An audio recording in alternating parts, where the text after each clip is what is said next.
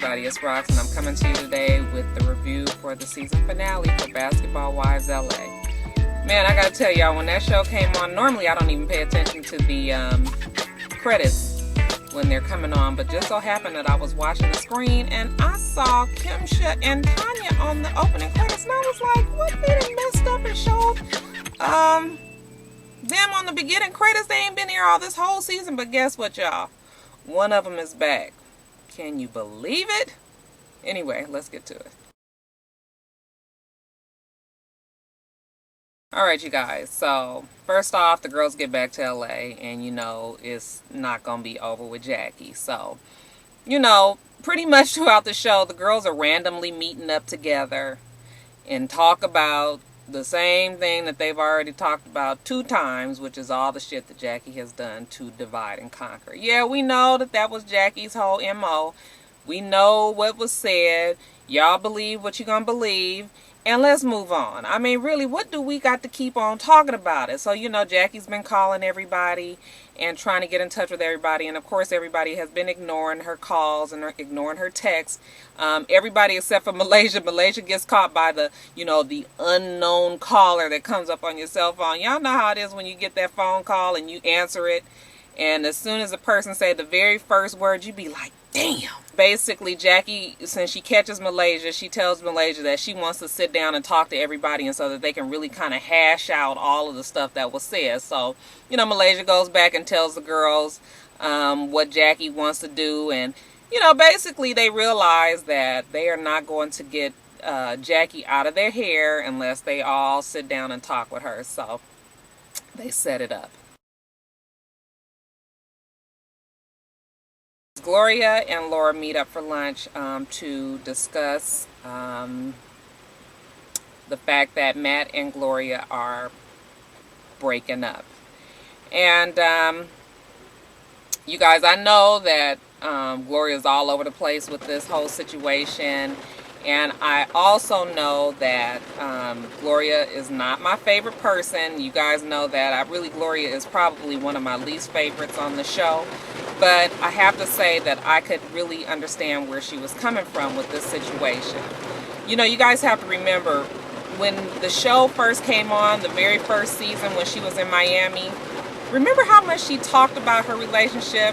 How it was me and Matt, and they were a team. You know, he loved her, she loved him, they were going to be together forever. I mean, she was like his biggest cheerleader, his biggest fan. And we all had to suffer through listening to that over and over and over again. That's all she talked about. You know, you wrap your entire life around this person, and you have you know, really made your whole life be about this person, and you find out that they could really give a flying fuck about you 90% of the time, yeah, then you probably would have been resentful also. I'm not saying that Matt didn't love her, but clearly he wasn't as far along in their relationship than she was. You know, she was seriously in love, and I'm just gonna say that Matt probably was in like. You have babies together. They have 2 kids together. You know, he's been having to pack up, change teams, move across town, move across the United States in this case. And, you know, basically she's doing all these things because he has to do them. And then you find out somewhere along the line that you have lost yourself. You are now, you know, like she said, 5th or 6th or 7th down the line. You know, you guys have got kids. You know, you guys have a household together. You know, he has his career. You know, he has, you know, it's just all these things that you finally realize that, damn, I've been doing all this stuff for him, and doing all this stuff for him, and doing all this stuff for everybody else, and I'm not happy. I knew from day one that I loved you and that you were the best thing that happened to me, and then you don't realize it until 7 years down the line. I feel sorry for both of them, you know, because I do think that Matt now realizes what he had in Gloria. And, you know, I'm sure that they've got their issues, and I'm sure that Gloria's not a saint. I've heard some disturbing rumors about what's going on with Gloria and Matt, but just as their relationship as a whole, sometimes you can have a really good thing that's sitting right in front of your face that you take for granted. And it takes, you know, and when you just continuously take a person for granted, then at some point they move on. You know, if they don't move on physically, then they for sure move on mentally. I got that. I mean, it made sense to me. Now, whether or not she and Matt make it back together again, I think that's a different story. I really think that she's through and she just doesn't want to make it messy. You know, they got kids involved. Clearly, she's going to need to rely on his money until she gets whatever she got going set up or whatever. Don't really know much about her financial situation, but you know, she's trying to make this thing as nice as they can. I think that Matt probably would like to see his family stay together. So yeah, it's just I felt really sorry for both of them. I felt it, I understood it, and I felt sorry for them. I wouldn't wish this kind of turmoil in anybody's life, even people that I don't like. It's not good to see relationships, marriages fail, but it happens all the time. Laura tries to talk her out of it because, you know, long-suffering ass Laura, who's been in it with Gilbert Arenas for so long, you know, through marriage proposals and infidelity and abandonment and a whole host of other foolishness that them two have been going through. She asked Gloria if she thinks that she's being hasty. No, Laura. Gloria might just have a little bit more backbone, and she knows that she probably should get out now before she have 3 more kids with him, and then Matt decides to leave her. You know, Laura and Gilbert then got to the point in their relationship, they like friends that you have. You guys ever have like some friends that you be they a couple, and you be so damn tired of them and they foolishness, and you don't even want to see them like on holidays. You know, you got to check their attitude as soon as they get in the door. Because you don't know exactly how the day is going to go. You know, if the girl's eyes are swollen from crying all night and he come in here with this whole fuck it, you know, type attitude, then you just know that the Thanksgiving dinner is fixing to be off the chain and not in a good way. So yeah, Laura's back with Gilbert and she looks happy. You know, she looks relieved. You know how hard it is trying to raise 4, 5 kids on your own. I never know exactly how many she has. I think it's 4. I ain't never seen the heifer smile as much as she has in this, than she has in this episode. I mean, she was laughing, she was smiling, you know, her voice was softer. Man, what a little bit of money lace DICK can do for you. She kept saying that she was moving back for the kids, back to Miami for the kids so that they can be close to their dad. And that might be a little bit of the reason. I mean, you know, we do want the kids' dad to be around, but I think most of that reason is because she and Gilbert are trying to work it out. She wants to get back together with him. I mean, y'all saw that big ass ring on her finger? That ring didn't show up none of the entire season. And now we got, I saw it. She had a big ass ring on her finger. She's a little worried about everybody's opinions, you know, and, you know, she asked Imani in Malaysia, and she asked her parents, you know, how they feel about it. You know, you just get the feeling that everybody's so damn sick and tired of Laura and Gilbert that they, you know, they give her the pat answer. You know, Laura, if you're happy, I'm happy. What the hell that means is, we so damn sick of you and Gilbert and all this damn running around and y'all fighting and getting arguments and you showing up at our house at 3 fucking o'clock in the morning with them damn kids crying and I got to go to work in the morning. You know, whatever you decide to do, just leave us the hell out of it. You're gonna be with them anyway, so go on. And, you know, Laura's just glad to get back to the status that she's used to living at. It's difficult raising all these kids by yourself. You know, when Gilbert supposedly didn't leave her any money, leave her any furniture, leave her really anything. You know, it's shit.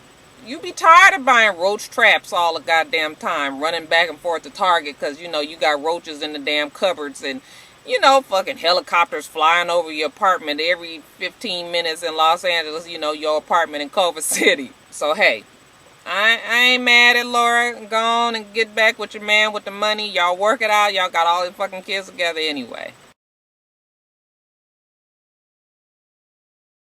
Okay, y'all, Jackie is Jackie. I mean, what else can I say? She got her fashion line, and surprisingly, y'all, it's not that bad. I mean, it's very basic, but it wasn't like the, you know, hot pink fishnet wraparound skirt and the multicolored bodysuit that I expected it to be. They were having a photo shoot at one point when the show first came on. They was having a photo shoot and Doug was there giving direction to the models, and you know he was getting a little out of pocket. I was nervous for Doug. He had got to the point where I was like, "Oh, Doug, you fixing to catch your ass beaten." Even Jackie, I thought she was gonna jump on him, but you know she caught herself. But she gave him that look like, "All right, nigga, enough."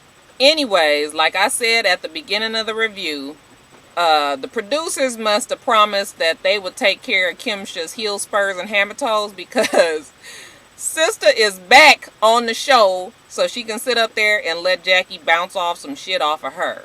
She looks like she would rather be anywhere else on this earth but in that place. When I see Kimsha, I just be tired. She just be looking like, Kimsha would have never lasted on that show. That show was such not the right vehicle for Kimsha. It is just totally not her thing. Yeah, she just, the whole time she was there, she looked like this some stupid ass bullshit. And you right, Kimsha, it is. And the big finale discussion. So you know the girls agreed to meet up with Jackie. And they all go to some restaurant. You know, they all dressed up in they black. They all cute, looking like they ready for some action, you know. And they get up in the restaurant and, you know, they so fucked up with getting, you know, Jackie throwing a Jedi mind trick on them every time that they got to write down everything that they heard, all the things that Jackie said about them. You know, they have to get it all lined up and outlined on some paperwork for when Jackie get there, so they don't get thrown off and be all switched up and turned around. And then the time comes and Jackie walks in, and Jackie looked like she got some shit on her mind and she ready for it. You know how you know, Sister Jenkins walk up to the damn podium when she gonna do the announcements at church. It'd be like full on business. You know, walking up, straightening their jacket, and, you know, walking up to the podium. That's how Jackie was walking into the restaurant. You know, she's fixing to lay hands on some biatches. And they not ready, y'all. They are not ready for Jackie. Jackie is on a whole nother something else that these girls are just not ready for. So Jackie gets in there, sits down, you know, and they get started like, you know, okay, so we just gonna get straight to the point. And Jackie was like, oh, wait a minute. I need to order my drink. And they was just like, oh, okay. You know, everybody just sitting there looking stupid. There ain't nobody saying nothing. You know, Jackie asked the waiter, like, oh, excuse me, I'd like a such and such and such. She waits for her drink to come. She gets her first little sip, and then she's like, okay, now what you guys got to say? And I was like, oh, damn! That Jackie is a hard-ass bitch. I don't care what nobody say. That Jackie...